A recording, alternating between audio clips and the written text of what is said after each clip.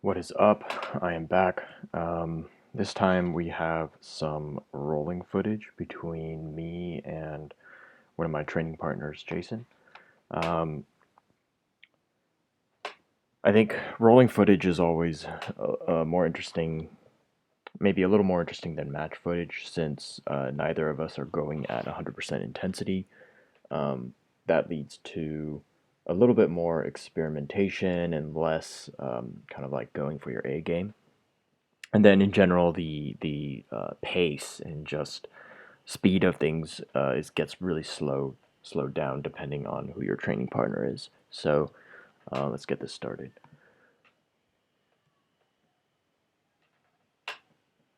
So Jason, he's in the fancy pants. He pulls guard, um, and then I begin trying to pass. Um,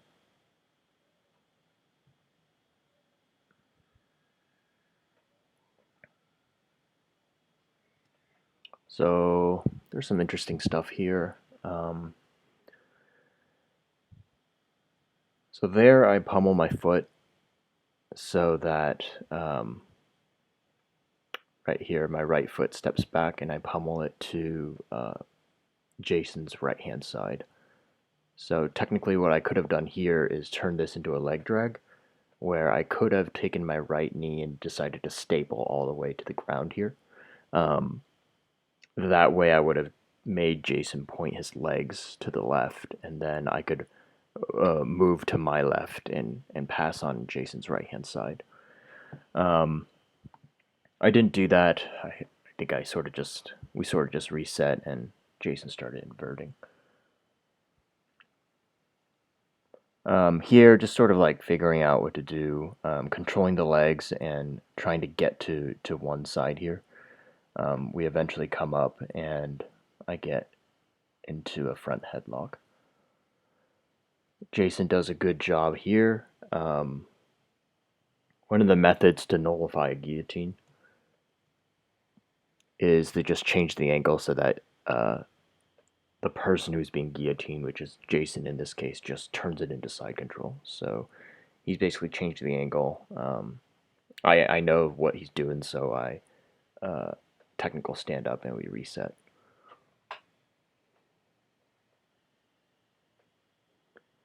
Here I'm just sort of playing a very loose open guard, kind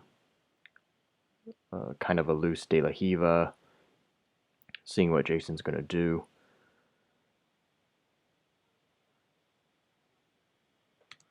So we'll watch that again. So here I get the De La Hiva guard, which in a sense, like what De La Hiva guard is doing is you're taking your hook and you're controlling the back of your opponent's leg. Um, and essentially what that does uh, is make them turn their knee kind of inward. So like Jason's knee in this case would turn towards the right, so this way. And if I extend my right leg, I'll be able to make him turn completely and begin exposing his back. So I kind of like do an extension here, but he already had stepped back, and he kind of does like a loop-de-loop to reset, and we find ourselves in a 50-50 position. So here, we're in a 50-50 position, and I immediately turn my heel and my hips in a way where it allows me to hide my heel. So you can see that like um, I'm kind of face to the left, and so are my hips, and that allows my knee to also face the left. Basically, glues my heel to the inside of Jason's ribs down here, which makes it hard for him to execute an inside heel hook on me. Um, I'm safe here, and so like I can just simply sit here forever and just figure out what I want to do in terms of offense as well. And I think this is like an important know how to an important concept of knowing how to defend your heel hooks just based on the positioning of your leg and the positioning of your heel. So like I'm pointing my toes, which kind of like sucks your heel in a little bit, and then um, turning turning my leg in a way where it glues the heel exposed to the side of my opponent's ribs. So here he's attacking my right foot. I'm hiding my heel, and I'm confident that he will find it very difficult to expose my heel. So um, this allows me to just kind of sit around and figure out what to do. I kind of do like a little cheeky outside heel hook grip here, but this is his top leg. I have no control of his knee line, so basically it was just to test to see if he would react to that. He doesn't. Jason knows better than that. Um, and so because I'm able to hide my heel, I'm kind of able to just sit here and begin figuring out how to expose this foot right here, which is the foot eventually that I want to heel hook. Um, so I take a 5-finger grip on the leg that's covering it, and then usually what happens is my left hand right here, um, you can choose to grab the heel and then come back with your right arm to hook it. In this case, I sort of just did it one hand. It wasn't tight, and then we exit 50-50.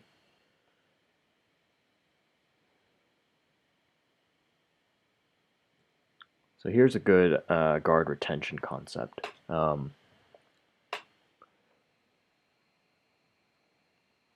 So generally, when someone is so far to my side here, obviously you don't want your side to be exposed. If my leg and my elbow were not in the way here, then my partner could simply just come in and dominate all of the space that I have right here inside my hip and under my armpit, and they would therefore pass my guard very, very quickly. Um, so here I'm just employing the concept of gluing my knee to my elbow, and I just hold that there. And that kind of like forms a little bit of a K frame here. And then I can choose the hip escape, but instead I take my right leg and I do a high leg over in order to recover my guard. So I take my right leg over to establish sort of like a grip on him. But eventually I just technical stand up and we reset. Um, Jason's doing a very good job of passing from side to side. As I high leg over, he'll push it over and go to the other side to pass my guard. I do a lot of inversions here, some which I think are not particularly necessary. So here, Jason attempts to pass. I invert, but I'm not really underneath Jason. So, um, like here, the inversion is less of an offensive tactic and perhaps just more of trying to keep my knees glued closer to my elbows and making sure that I'm in a position in front of Jason so I can defend. So Jason does do a good job of just switching side to side. I'm doing my high legs over, keeping my elbows glued to my knees. Um, Inversion, that doesn't really do anything, and I kind of like invert back.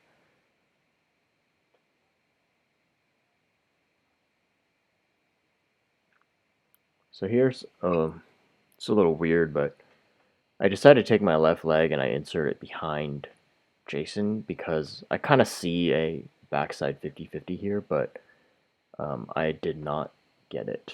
Um, let's see what happened.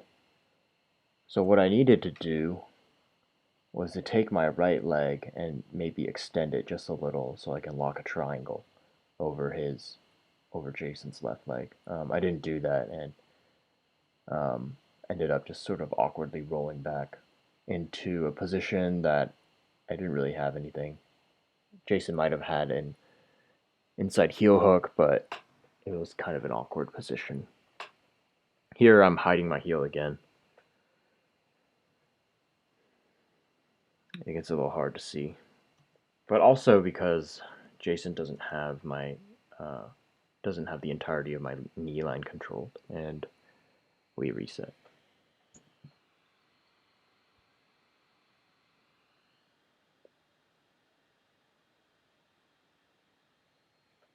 Just some light wrestling.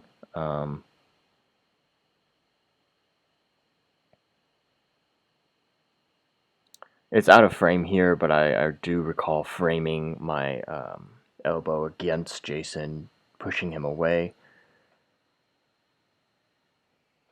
The intensity was also low enough, and we eventually reset.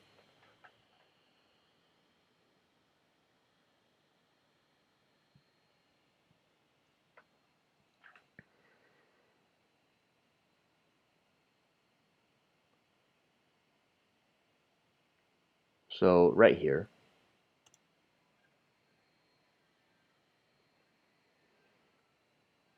Jason gets to a standing position behind my back.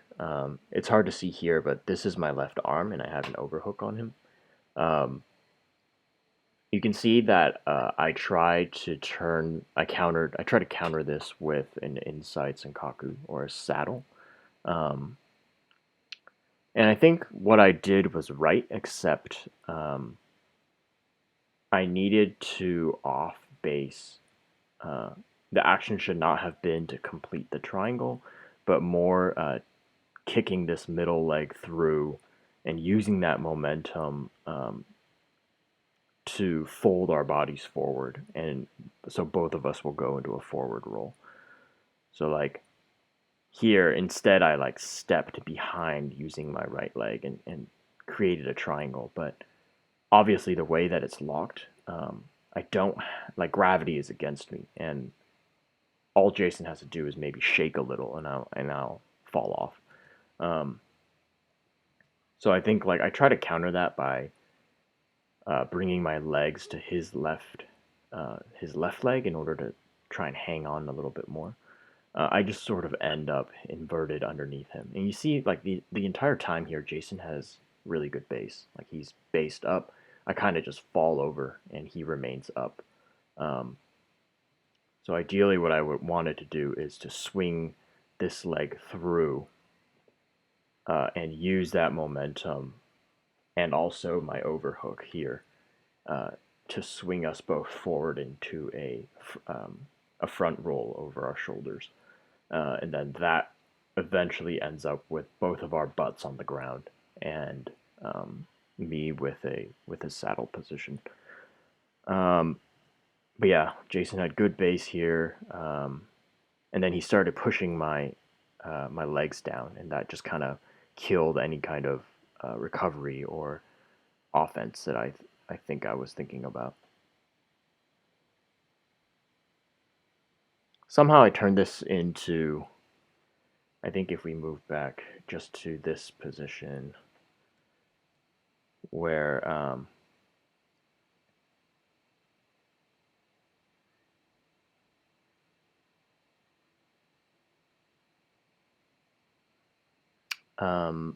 this kind of looks like I was going for another backside 50-50, but Jason was on top and he turns it into just like a regular guard pass attempt here. You see me just framing, bringing the high leg over, just making sure I have my knees and my elbows in front of him, framing away.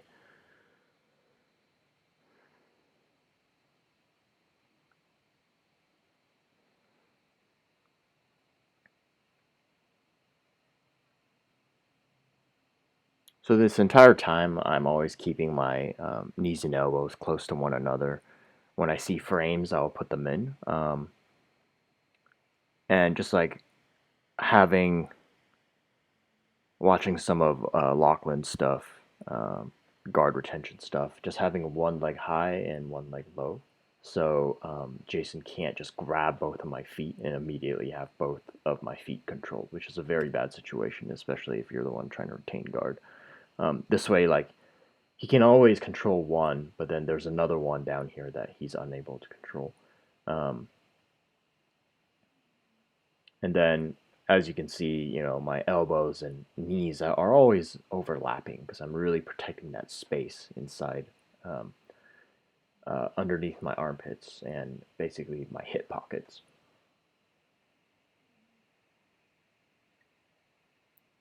I think I get De La Hiva, but Jason does a good job of not allowing me to wrap my controlling leg behind his left knee. And that just requires turning his knee to the left here, which makes it really hard to hook. Here I am, just framing. Here, Jason decides to cross-face me, and I take the opportunity to put in a shoulder crunch lock. So this I watched from the Gordon Ryan Open Guard DVD. I essentially have a butterfly grip, and my forearm is framing into Jason's neck, and I'm keeping my right elbow very, very high. For Jason to release this arm that's giving me the crossface, he needs to move his head over my head in order to yank his arm out. At this point, I'm crunching pretty hard and just sort of feeling out when is the right situation to sweep Jason towards the side that his left arm is controlled right here by my shoulder crunch. So as he slips his knee over, his base turns from being on the ground here into being onto me. And so basically that enables me to move him much better. And so I just took this as an opportunity to just turn to my right. And because he can't get his arm back due to my shoulder crunch, it turns into a sweep. Jason is very slick though here, so I'll play this. And he essentially gets a head and arm on me right here. And I believe I tap. So if we go back to see what happens right after the sweep. So I keep this right elbow high the whole time. That prevents Jason from getting his arm back. I sweep him, and as I come up, you can see Jason right here takes his right arm and shoves my left arm across my center line. And that sets it up perfectly for a head and arm choke. By the time I realized it was a little bit too late. Jason shoved the arm across, and he uses his head to sort of block me from recovering my left arm. So I try to, but he brings his head to the other side. At this point, it's pretty tight, and I believe I tap.